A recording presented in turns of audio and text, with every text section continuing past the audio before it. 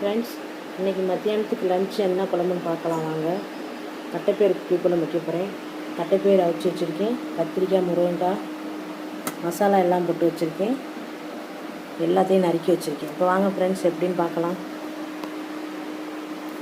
வெந்தயம் போட்டுக்கலாம், சோம்பு போட்டுக்கலாம், பூண்டு போட்டுக்கலாம், பச்சை மிளகாய் 2 போட்டுக்கலாம்,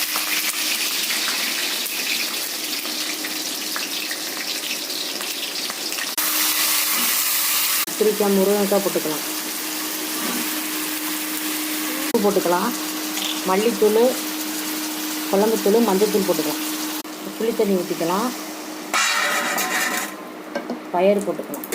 இப்போ குழம்பு ரெடியான பிறகு பார்க்கலாம் ஃப்ரெண்ட்ஸ். ரெடி ஆயிடுச்சு, வாங்க சாப்பிட்லாம்.